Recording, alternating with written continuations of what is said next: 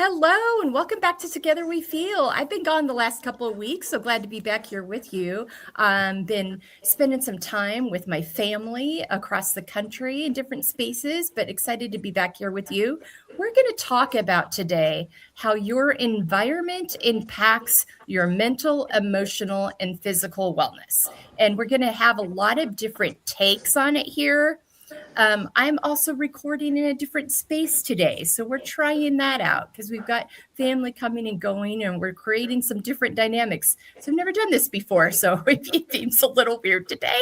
I'm just letting you know that's what happens when we're live. We try things out live and then we go back and figure them out later. So, but we're going to talk about the impact of spaces today, speaking of moving spaces around. And we're going to have some very, I think, interesting insights from my panelists who and myself, who all have our own experience with spaces and our own experience of the impacts they have on our wellness and our own unique journeys. And we've both have experiences we can share that might give you, make you think about your spaces differently. We also have a great resource here in Rachel.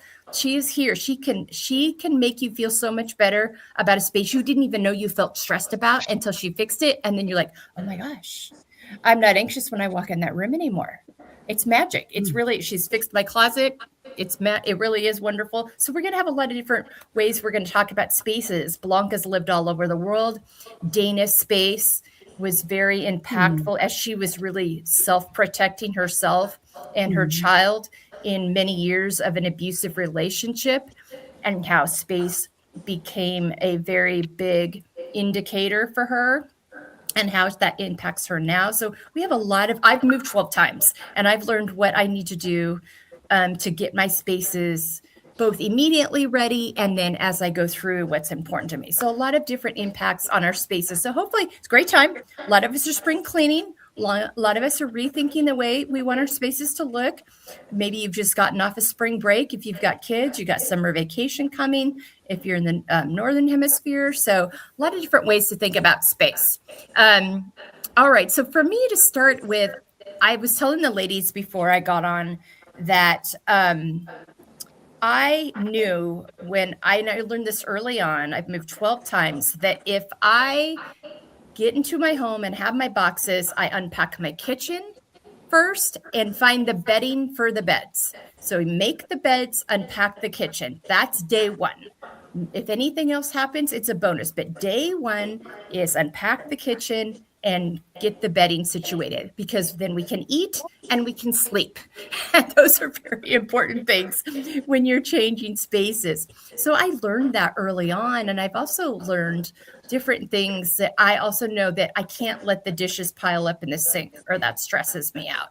I don't love unloading and reloading and doing dishes, but I also hate it worse when it's all cluttered. Like, I need my countertops and my sink to not be cluttered. Those are little things that bother me.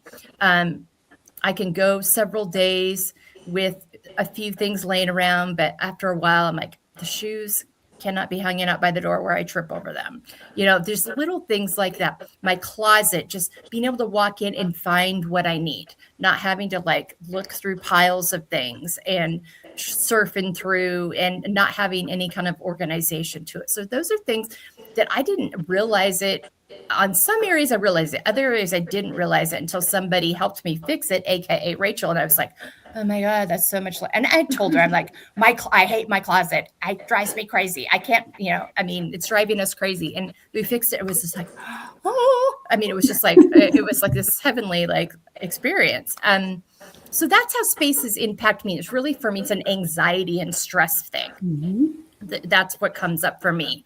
So Dana, my friend, welcome to the panel.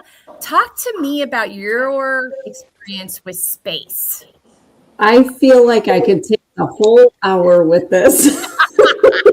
I know. I'm verbose, so I will try to leave some for the other ladies. But I think everything you said, I relate to in some way, because I believe I have moved 16 or 17 times. I stopped counting, but having to adjust every time, which it sounds like Blanca can relate to, especially when you're moving to different countries and such, there's that adjustment and learning to release material things, because you learn what to value and what not to value, but you also have that, for me, a big thing that has come up in my life repeatedly and even recently is this wanting to anchor in. Yes, you address something that my memoir trilogy is all about, my lifelong abuse I endured. My great grandma is actually the one that brought me home from the hospital because my mother didn't want me. But when I was 5 years old, she packed me up. And I remember being hysterical. If anyone remembers the Baby Richard case back in the 90s, when he was handed off to his biological parents and he was screaming for the only parents he ever knew, his adopt, that I felt for him because I was that kid. I was handed back to my mother, who still didn't want me, but she was getting married, and perceivably this older man who had a house and a good job and lived in the suburbs was going to give us this glorious life, which was the furthest thing in the world. That's book 2. That's a whole book because it was not fun. But the trauma and everything of living in a space that you're being told is not yours and having issues of abandonment and all these things I carried then into my first marriage, which you addressed, Melissa. Yes, having this, we're doing a book club on this every week. The volatility that I lived at, it's like I'm sleeping in the basement because it's safer, but then I have to sleep up in the bedroom to avoid any further conflict and issue, which may affect my son. And I'm trying to sacrifice my peace for my son's peace. And then I'm down in the basement. And, we'll get this week to, the period of COVID when this man was actually he was planning to kill me, literally. There's no sugarcoating that. So I took my turtle in her tank. I took my laptop. I took everything to the basement and just set up my life down there so I could feel safe, set up like physical boundaries around my my livelihood, literally. So this theme of your space affecting your physical wellness, I feel like it's also something that has followed me, that's one of my favorite sayings is wherever you go, there you are. Because being handed off to my biological mother at 5 years old and leaving the only home I never knew, that just set me up for this insecurity and the abandonment. And then being told at 12 years old by my stepfather, you'll never be a part of my family. You don't belong. You should have never have even been born. The rejection, the exile, the estrangement from my mother, all these things that I literally could talk all day about. But now I'm remarried to the most wonderful man. I call him my gentle giant. He's lovely. He's wonderful. He gives me physical safety, emotional safety. And, now this being a second marriage for both of us, I moved into his home because his home was a lot nicer than mine. And I didn't want to keep mine after what I endured with my ex there. But it was like, okay, but this is his home. Yeah. And how do I, Dana, as the second wife, make this place my own? And I fortunately have a husband who is, from day one, he's like, do whatever you want, but I still have this but it's not my house. And he's also older than me and a little more resistant to change and not as adaptable. So it's nice that this office, you can see the pink wall behind me. This was just last year. I've been here for 5 years, but just last year I said, is it okay if I paint the one room that I've occupied as my office as mine? Can I paint it pink? Because the house is very manly. Even the cats are boys. And I need a little feminine touch around here. And this man, God love him, he said, just what kind of pink do you want? I already had the little swatch because I'm a planner, I'm a type A. And he had it painted the next day, literally all day. He had it painted. It's pretty, it's pink, it's lovely. But this is my safe spot in this house where my pictures, my things from my home, my little girly whatevers are here in this. So this feels like mine. In a home that was not built for this wife and this life. So it's this weird, like I said, I can relate to so many things. And for Blanca and Rachel, I know Rachel, we've met before where we have had some communication. So the connection to the physical wellness is definitely the anxiety, Melissa. There's statistical proof of that. I'm not a clutter person, and I don't think it's a coincidence that even when I was a young child, I would literally alphabetize the spice cabinet. I would color coordinate the clothes in my closet, red, orange, yellow, do the whole rainbow, because I think for me, it was a trauma response, creating Sure. order in situations where I didn't have any, and I didn't have any agency that I could independently exercise. So yeah, it's like a theme of my life, but I also have a lung syndrome as a result of the lifelong trauma. So that's where that physical wellness comes in, that I do have to be very conscientious of anxiety and clutter and having boundaries around what I value, and having something that's kind of mine in these places that I constantly find myself in that are not necessarily, where I feel anchored in, because it's hard to anchor in after all that. Yeah. But like I said, I think everybody can touch upon some aspect of that. Yeah, and not to mention going to the lung piece, there's also like the physical spaces of what you can breathe in. I mean, spaces take so many things that we don't think about until like we have an allergy or something. And I mean, here in the Central Valley in California, it's the farmland USA. There's a lot of pollen. There's a lot of stuff in the air. And so just being aware of like, okay, when you come into this space, if you've got family that has allergies, what kind of air filters do you need? I mean, so space, to make sure the air is what you need to be for what you're breathing in and taking in. So space takes in so many different factors. You got the emotional safety, the physical safety, the mental safety, and the physical health in a multiple ways on how all those other things impact it. So yeah, so much there. Yeah. So and the environmental safety. I mean, let me just add one thing to that, Melissa. Thank you for saying that, because it's ironic that moving here with my husband, that was the other thing. We have 25 acres literally in the middle of cornfields. There is nothing and nobody, which is lovely for having a peaceful environment, but also for somebody who has had that abandonment, rejection, the exile. It's very isolating. So I try to go out and ground myself, do all the things, but I'm surrounded by cornfields that get those toxic chemicals sprayed all over them. And here's the girl with the lung disease who can't even open the damn windows. So it's all very inconvenient sometimes, but you have to learn to manage it for your wellness, however that works out. Yeah, absolutely. Thank you for all that. Blanca, my friend, share with us. And Blanca just did a move. Like, has it been last summer? Was your move last summer to the new house? To the new house, yes, to the new house. So she was here in Fresno, but then she moved to another house. So she moved with little ones, lately, elementary age ones. But you've also lived all over the. Talk to me. But you've moved here. I mean, you've done a lot of different, really meaningful moves throughout your life. So talk to me, and space isn't just about moving, but when you are constantly having to change, like you get your space to where you want it to be, and then you got to leave and reestablish that again. I think it adds another layer to figuring out how our spaces impact us and what we need. Right, and something to resonate with what Dana had mentioned is then you are where you are, and that's where you make it home. And every time we've moved, I think, we chose the perfect place, but did we choose the perfect place, or did we just make it the perfect place? Because you have to.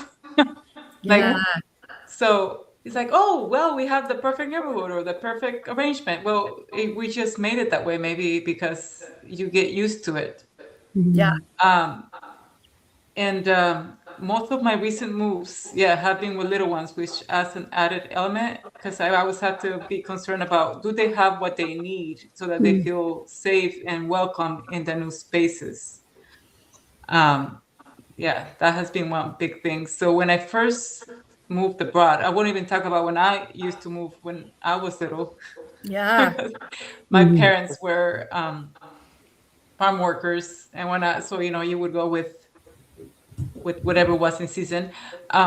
So most recently, I got married and moved to France, and then I had to let go of most of my things, most of my belongings. So then it's funny that yesterday I was just looking at some of the things I have in my sewing room, and then I'm like, I have been carrying this yarn since LA. Oh my gosh.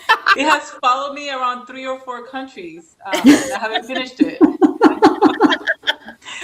But it's like, it made me think of the things that might matter to me. Like, okay, so I have also the kitchen, the sleeping spaces, and then a passion. I'm a photographer that always has come with me too, but then I like sewing and like having that little stash, that little corner where I can just go and escape from things, that is being very important.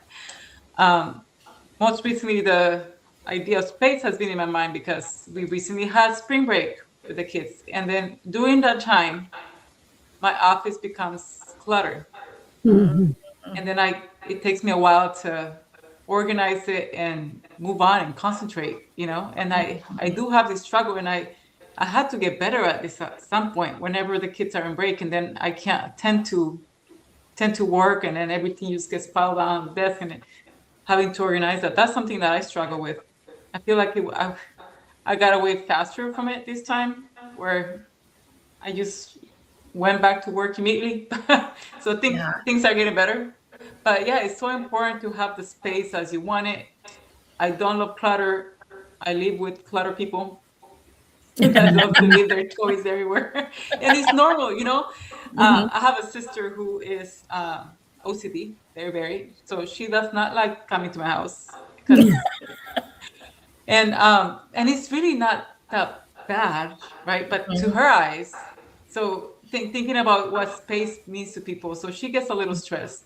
I'm a little stressed. I've learned to work with it, and then she offered to come and organize everything when I'm not done and get rid of things. But then I thought, well, it's also my kids' space, so they had to feel free to be creative, to play with things as they please. So it's not just me living here.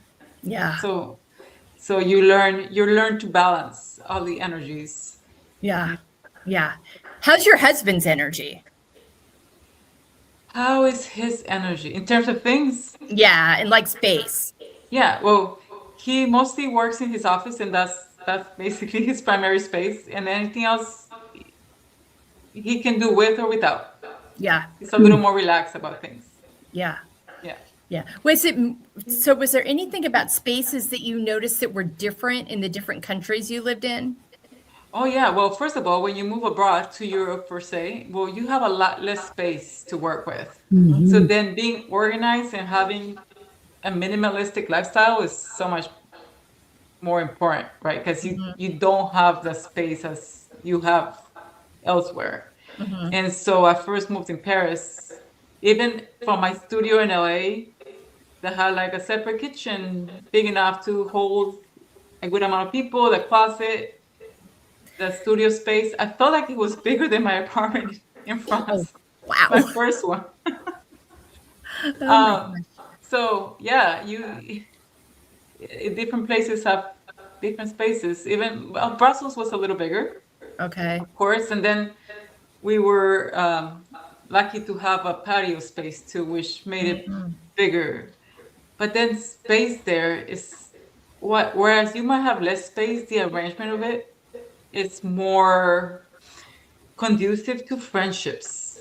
So then you're thinking of you, Dana, that you're so alone over there. Like, I do miss living in the apartment in Brussels, for example, because I made best friends with neighbors upstairs and next door and just around the community, and it was so easy to actually connect, because you could say, oh, let's take a break, let's go for coffee, or come up or come down, and we would do that quite often. It was so easy. And whereas you might have a smaller space, I feel like it's even a more meaningful space in those areas. So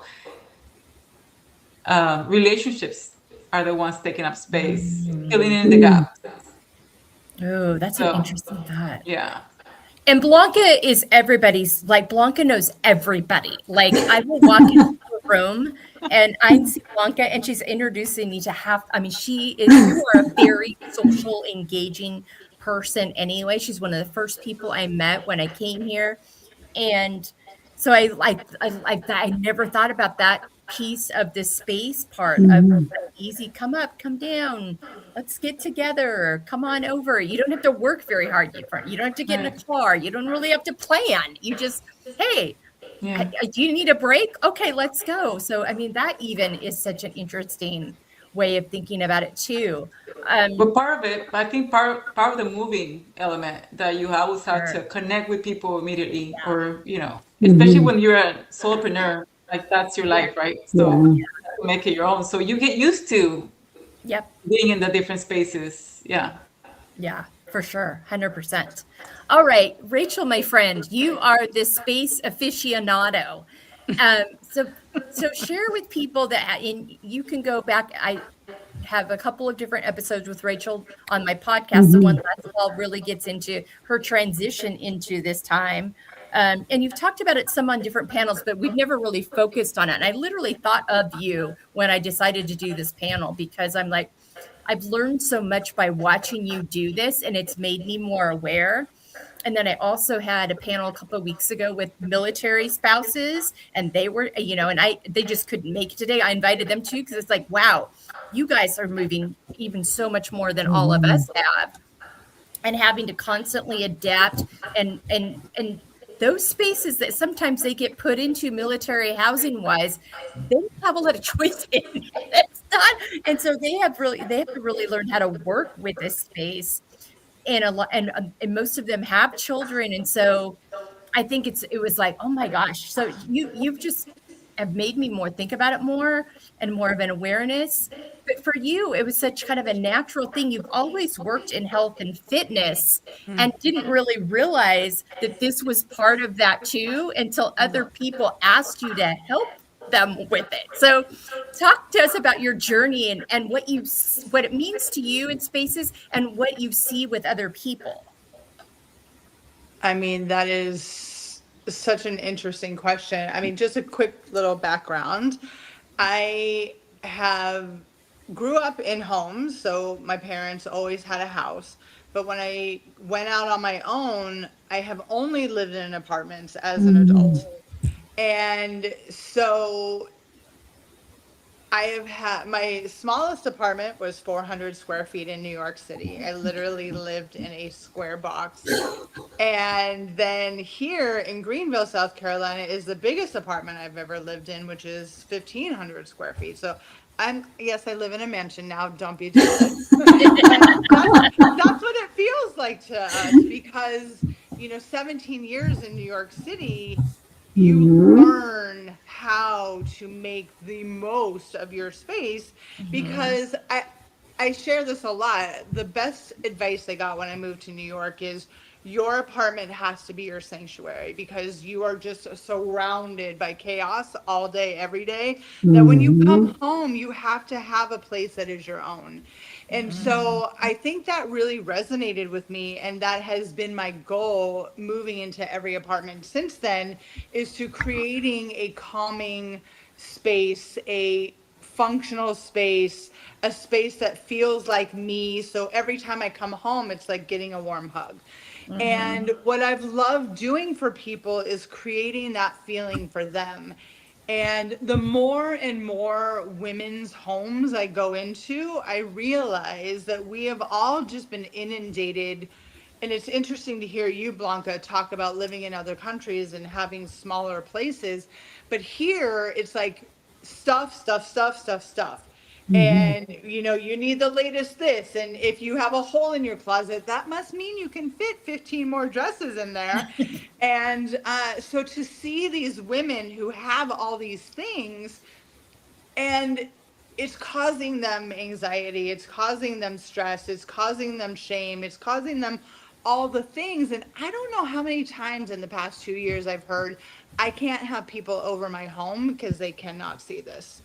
And Mhm. Hmm. so I've really had to learn how to work on my empathy and um, my vernacular that makes them understand that, hey, I've seen it all, I've done it all. I don't judge you in any way, shape, or form, but I am here to help you get more peace in your space. And here's how I suggest we do that. And if I'm getting this from people, then I totally get it. You're not ready. I understand that. So what can we do to make you feel okay now until you are ready? And that just means creating a system for people. Mhm. And I've also learned that some people can't follow a system. And so I'm having to really learn people's behavior and a lot more about mental illness than I thought I ever would, because this is so much for people. And I'm really like want to have more of a conversation with Blanca, because in other countries, I'm sure there's no home goods on every corner, like, right? I mean, it like doesn't work like that. So, here in the US, it's so easy to buy stuff. Yeah. And emotionally, like from what Dana was saying, it's like we use that as a shield to protect us from whatever is going on. And it's just such a fascinating business to be in. And yes, I'm so grateful for my 25 years as a fitness professional, because it did prep me for this. But if I ever knew that I was doing the right thing at the right time, at the right place, and all those things, it would be right now in my life. Yeah. Yeah. Tell people too how you got into this. This wasn't like your intent that you were going to become a home organizer. That wasn't the plan. When Right. you and I met, that wasn't the plan. Correct. My plan was that I had written a book about loving your body, loving yourself, healing from all that food garbage that we as women grow up with. And I was kind of feeling sorry for myself because my book wasn't it wasn't resonating with women here. And you were so kind. We were just trying to brainstorm. And I just felt like I wasn't sure what was I going to do.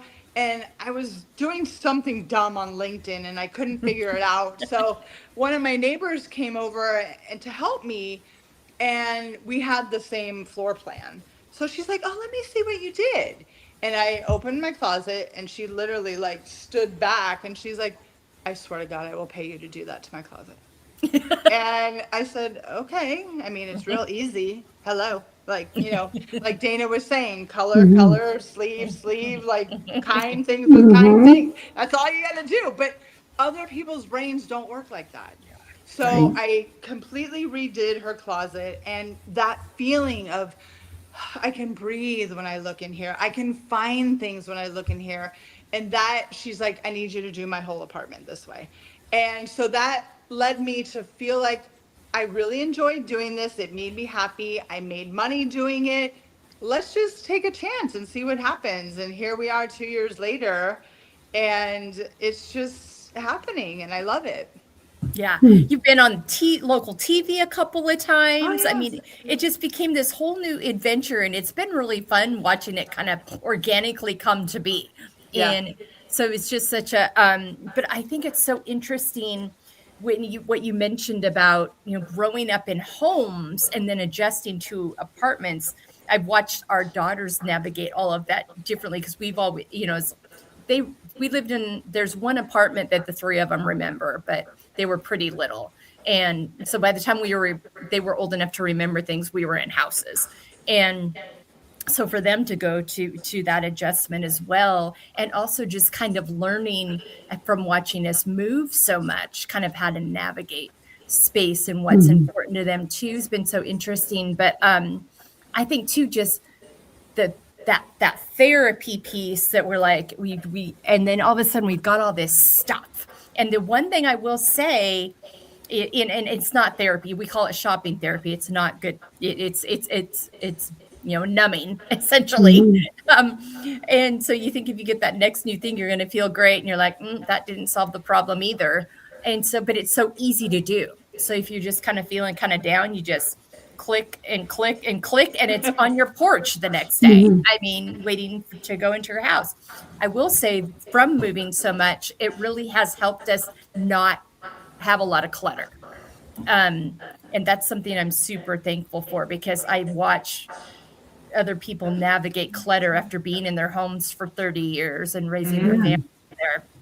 We don't have that issue because we have, had to continually, the longest we've lived in a home is 9 years. That when we left that home, it was like oh my God. I mean, we had a room that took me 3 to 4 months to clean out because the kids really grew up there. And so I'm thankful for that. But you realize, I think it's like we hold on to so much stuff that we don't need.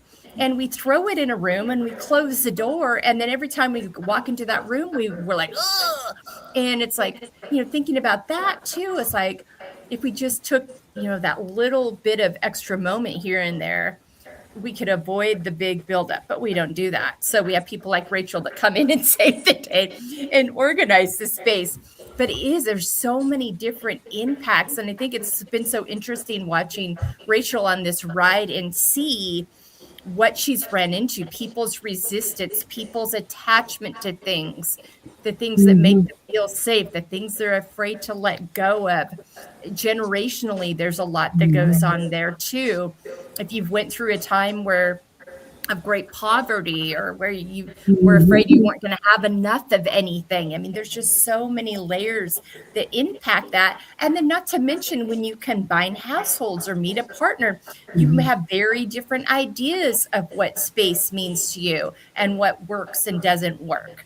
And I mean, Brady and I have been married for almost 33 years, and we have he's a lot more tolerant of some things that drive me crazy, and I'm a lot more tolerant of other things that drive him crazy. So we've had to learn to kind of navigate that over the years.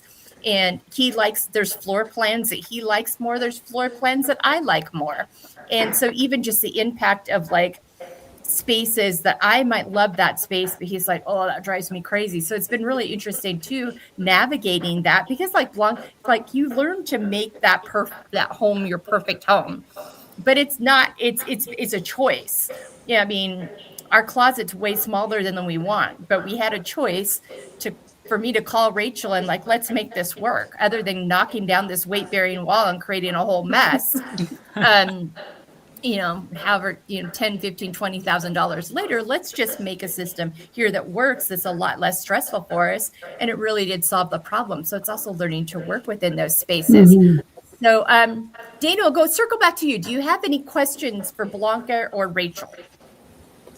No questions, but I did want to add on a little bit to what Rachel was talking about. Well, actually, I mean, it goes on with what both ladies were saying. Blanca, you were talking about how, your priority when you've done all these moves is making your children feel safe. And I mean, we go back to our nervous system regulation. We don't want our children feeling anxiety, right? So we accommodate them. That's what we do as mothers, make sure they're safe and okay in every way. And Rachel, you were touching upon, people and their mental health. I actually did have a housekeeping business for, 13 or 14 years. Again, I was very good because of the trauma, because going into these spaces, and another thing that a lot of people don't know about me, I have 30 years experience as a real estate broker. And the interesting thing is, because of having to learn to regulate my nervous system, because I'm fully aware of if I'm in emotional distress, my body physically, the inflammation, the lung issues. I have a disease that's almost like having fibromyalgia and COPD at the same time. So I get all kinds of fun symptoms and autoimmunity if I'm stressed. So it's not just the clutter and the order, but even doing it for other people. Looking back, I was looking at their homes through the lens of my trauma, because I'm like, yeah, we can't do these stair basket things that were popular in the 90s. That needs to be moved, because you're going to trip and fall when you're trying to run out of the house when your husband's coming after you with a baseball bat, or, no, the child's window area needs to be clear, because if there's a fire or if things get too heated, we need to be able to open the window very easily, not have things painted over or in the way, and put the ladder out. I was always looking at everything with this hypervigilance. And even as a broker showing homes to people, I did have clients that would share with me that they were having some issues, whether it was a divorce or a domestic situation, they were leaving and that they were worried for the, main floor like a main floor child's room with the master bedroom upstairs does not work in those situations because, the ex can climb in the window, steal your child. I know this because that was my last house. They can steal your child through the window and run off in the middle of the night. So you look at things a little bit differently. And like even moving in, again, theoretically, my husband's home, now I say it's our home, but peaceful, nice. You think, oh, good. After the life she's had, she could finally live in calm and peace and whatever. Aside from the cornfields and the toxins and all that, think about it. I have had an ex-husband who wanted me dead, and he's still out there. Yeah. And he's not far. Yeah. And I have cornfields around me, all cornfields, and I have 25 acres. And if I scream in the middle of the night, nobody is going to hear me. The police, the last time he shot a gun outside my bedroom window at my old house, it took them 45 minutes to get there. I could have been dead, and I'm surprised I'm not. So coming into this house, I'm like, oh crap, it's a ranch, which means I'm on the main level, which means I can't even be upstairs and away from any chaos outside on the ground level. There is nothing and nobody out here. And my husband and my stepson who lives with us, they both travel multiple days a week, and I'm left here alone. And so it's like, okay, then I start going to security cameras. Well, do you know how many security cameras you need for a 25-acre property? I can only imagine. A few. And I don't feel like I have enough. So, again, it's just this, my physical wellness depends on my nervous system being regulated. Mm-hmm. So I have my pretty pink office. I am emotionally safe. I am physically safe as long as I have eyes, cameras, and things, as long as I know and it's daylight and I can see what's outside. Yeah. Wow. But if it's not in the middle of the night, I'm a little more hyper vigilant when I'm alone. It's a little more distressing, and thank God I have cats that their ears go up or the slightest thing, if the furnace kicks on, they're like startled, and then I get startled and then everybody's awake at 2 a.m. But, I'd rather have that than anything else. But it goes back to, like I said, Blanca, when I had my son, it was then two of us. At least now he's growing on, so now I just got to worry about me. But that's adding a little level of distress, because how many times do we as women forego ourselves because we just want our kids to be okay? It doesn't, like you're saying, your sister-in-law would, kind of gets a little, stressed out if she comes. But to you, it's like, well, that's your kids, and their clutter is their clutter, and they're safe and it's okay. So you're good with it. But to her, I don't know what her situation is. We all have our demons, and that's the thing to deal with, is everybody's demons, because something is simple, and that's why I bring in the housekeeping. Believe me, there were things that I approached people with that said, can I clean that cabinet? Can I clean that closet out? Can we get rid of this thing that literally has not moved off the counter for 2 years since I've been cleaning for you? You've never touched it, and I'm pretty sure it's expired and moldy. Oh God, no. Yeah. And there's some attachment to it, You'll learn real quick. You're more of a psychologist than really an organizer or a cleaner. But yeah, all these things bring our demons out. The question is, what dysregulates the nervous system? Yeah. Yeah. And the answer to that is everything. It answers all of our questions. So yeah. And it's really good information, and it's clues. I talk all the time about emotions being clues. These are giving you clues. Okay, I have a choice now what I'm going to do with this information. Am I going to pursue and get more curious about why it is that this feels like something I'm so attached to? Why is this something I can't get rid of? Why is this space have to stay this way? I think that it can bring up some really, if we're willing to get curious and take that journey, can really unfold some things for us. But I think Blanca was so interesting, the different personalities that we have coming in. Mm-hmm. One of the things that I learned real quick, like for Brady, like he can go for months and not really clean the house. And then all of a sudden it's time to clean, and he is like, boom. I mean, we're going all in. We're deep cleaning. We're steaming. We're doing all these things. And I realized that's how what he grew up with. His mom would go for months. She didn't care. Let's play with the kids. Let's just have this. And then all of a sudden, when it was time to clean, it was all hands on deck. And you better plan on being there all day, because that place, you're going to be able to eat off the floor by the time you're done. And I'm just like, why not just continually kind of pick things up? Why do we have to take an entire weekend every 6 months to do this all hands on deck military like feeling experience? And so he kind of has come out of that. It's been interesting to navigate that. But yeah, the impact, and having a sister with OCD, she probably wants things a very specific way. And so to be able to go into other spaces, it probably is unsettling, but also for you having to be like, I get that. And also this is my space, and this is how we live here. And so it needs to be comfortable for us living here. So even navigating that with family members, Right. It's like, right. Listen, I don't have to be the one to host. Y'all can have that if you want. The mess. Blanca, do you have any questions for Dana or Rachel? Oh, I did, and then I got distracted.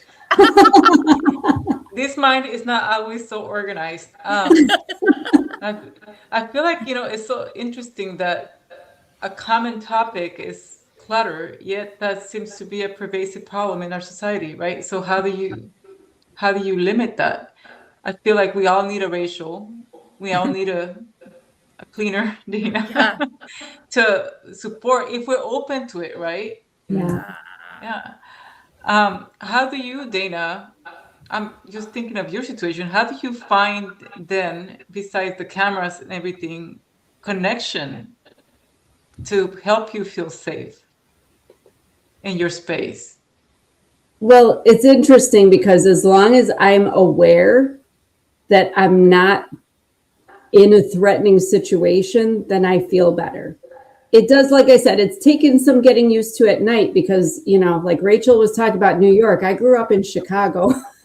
So, but that's the thing is, like, if I was in the city again, all the beeping and honking and sirens and the things all night, all day, that would overstimulate me and traumatize me even more. So it's sort of like picking the lesser of the two evils, I suppose. Here, I'm calm and I do feel safe. And I will say it also helps that I know my son is a phone call away. He bought his own house, but it's not far from us. He could be here in 10 minutes, which sometimes isn't enough time. But I also have a husband who's very, he checks in regularly to make sure, how are you doing? I mean, there are regular check-ins when he's gone. So he knows that if he doesn't hear from me, he will keep calling or he'll text me and saying, what's going on?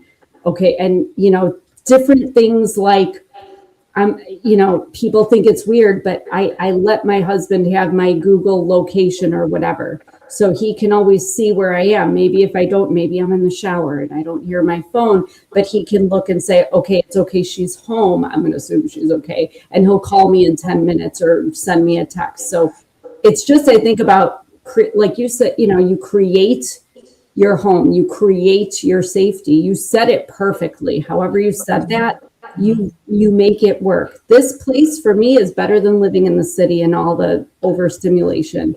This is better. So I make it work with cameras, and I have a husband who knows where I am at all times, checks in, and I check in with him, and we make it work.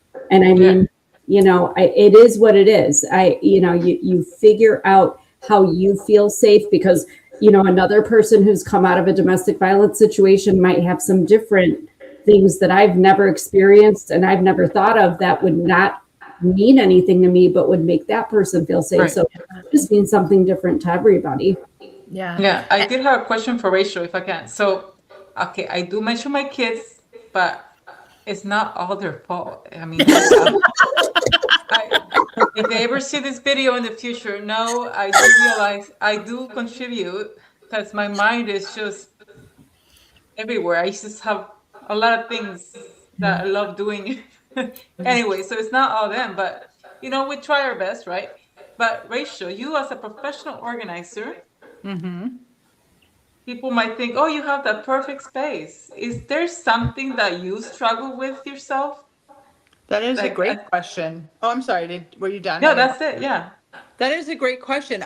Now that I'm going into all these people's homes, I realize, and I think I get it from my mom, but I don't love negative space. So if there's a bookcase and there's a hole there, it needs like a crystal ball or something. Like I don't, but I am learning how to read the energy in my apartment. So if there's too much stuff, then I am now able to send something to live with somebody else or donate it or sell it, or we have a wonderful community here at the loft, so we have a Facebook page. So just the other day I was like, I don't need this stupid platter anymore. I've literally never used it, and I put it up there and it was gone in 5 minutes. So I do know that it went to somebody who's like, oh, that would really help my catering business. I love that about this community. And I don't even miss that platter because it was just taking up space that it didn't need to. So I'm grateful that I myself am learning how to do this. But yeah, my apartment's pretty spot on. I'm happy to walk everybody around the apartment right now and show you how organized it is. So yeah. Yeah. Yeah, she's got a very cool loft space. It's kind of one of those loft spaces that you see on the movies and you're like, ooh, that'd be cool. I mean, that's Right. I always wanted a loft. Yeah. I know. For me, it's it is cool to live in. Oh, nice. One day you'll show us. What I like in my space is everything has a name, or you have a space for everything, right? Yeah. We have the office and things go in the office and the sewing room and things have I have a study how to name something this extra living room, so everything has a little purpose, and then that makes it easier to keep the flow. Yeah. You know how it needs to be at the end of the day. Yeah. I think that's actually a really great system, even though you don't know it, right? So things don't overflow from the office into the dining room because that's not where they go. So believe it or not, that's a really organized mentality. Blanca just has so many good ideas all the time. Like, she's literally MacGyver. Like, honestly, so many things that she can do. Like, we'll bring something up. She's like, oh, I used to do that. I'm like, of course you did. And so also too, I think a lot of the ideas that are happening, you have a very creative brain. And so I think that makes sense. But I love that it's through walking, it's oh, okay. Because I think also too, not we all have our ways of feeling organized that are different. What might feel organized for me might not feel organized for Blanca, and Rachel might be like, I could never live like this, but it works for you. So I think, and that's something too, Rachel, that you have learned, I think, as you've gone through these different homes, of what it means to somebody. That is true. Yeah. So it's identifying that, and then, being open to, but also not staying stuck. Don't just do something because you've already always done it. If somebody like a Rachel has an idea for you, it's yeah, we can give that on for a try. And you might really be surprised. You might not even know, oh, I didn't even know that was stressing me out until it was organized. And then it was oh my gosh, that is really I'd never really had my closet, I wouldn't even call it, I really have a lights to darks thing going on right now. I know all my light colored lights to darks, sleeveless versus not sleeveless, long sleeve, short sleeved. And then within that have the lights to darks. And it was so much easier. I'd never really done that before. I had shirts, pants, but wasn't color or long, short sleeve. And just I know I can walk right into my closet, look exactly where that is, and know where that tank top in the darker shades is going to be. Boom, there it is. It's it takes me so much less time to go in and find my outfit. So even just being open to those little things that that you might not know if somebody suggests them as well, I think is also something can be really helpful. Rachel, do you have any questions for Blanca or Dana? I have a question for both of you. You guys can answer it. But having just this experience of living in different spaces with your own life experience, what was every time there was a change, like how did you self-soothe yourself to get it to be a place where you were comfortable? Dana wants you to go first. Oh, I was hoping Blanca would go first because she's probably better at this. Mine was never really much of a choice. You know, the way I look at it, I've come to think about it is because I was also that 16-year-old that ran away after domestic violence and would have to go back. But whatever I could throw in a backpack and run, that's what means something to me. So I think those are the things that, you know, whatever they may be, and they've changed during life. And there are a couple things like Blanca's yarn that have followed me everywhere. Very few things. I don't get attached to things because I've never been able to get attached to places or people. And I still have that problem. And I finally stopped running from my husband's house, and I'm laughing, but it's actually I've been through some shit.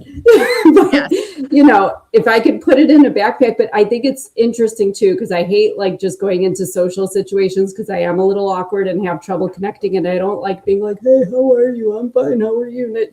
And so I like to have some question in my back pocket. So sometimes I'll use that as a question like, hey, how you doing? Hey, if you had 2 seconds to run out of your house, what would you throw in a backpack and take with you?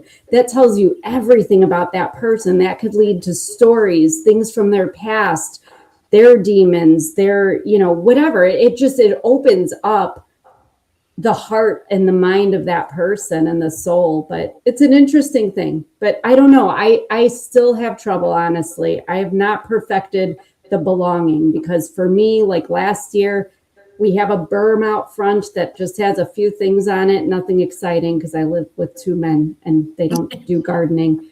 So I was like, you know what? Let's go to the nursery on Mother's Day, and I want to get flowers and flowering bushes and things that look pretty when I drive up the driveway, and let me do this. And honestly, planting those plants, and I was out there for days digging and getting muddy, and it felt good just to ground myself. But when I was done and I stepped back and I took a picture of all these little bitty baby plants and trees, I'm like, oh my God, this is a piece of my soul and my heart that I planted here. So now there's a part of me that belongs here too, because those plants need me to water them and make sure and weed and do the thing. So now that I have something to take care of, this place has a part of me here too. So I think that helped me kind of root myself to the idea that, oh, this is my home now too. Yes, it was another wife's home. Yes, it was where he raised his children, but this gets to be partly mine as well. Yeah. It's a new chapter for that home. Yeah. You find your own place in it. Yeah. Yeah, I think for me, and now I'm thinking back when I had to leave a roommate situation with a bad ex. And then when I finally decided to leave, what did I take? Well, I took by that bare minimum, but you know, I had my computers, my cameras, my books, whatever I thought was mine. Yeah. And then I didn't need anything else, right? There's one plan I left behind that I didn't want to go back for, but you know, every time though I've moved, it's like the soonest I can identify and name these places and get everything out in its place, like the first draft of the organizing, nothing in boxes. As soon as I can do that, I'm like already feeling there, and usually it takes me like a few days, Yeah. a weekend. Yeah. You know, and then it's like I decide where things are calling to be, and then I do it, and then it's done.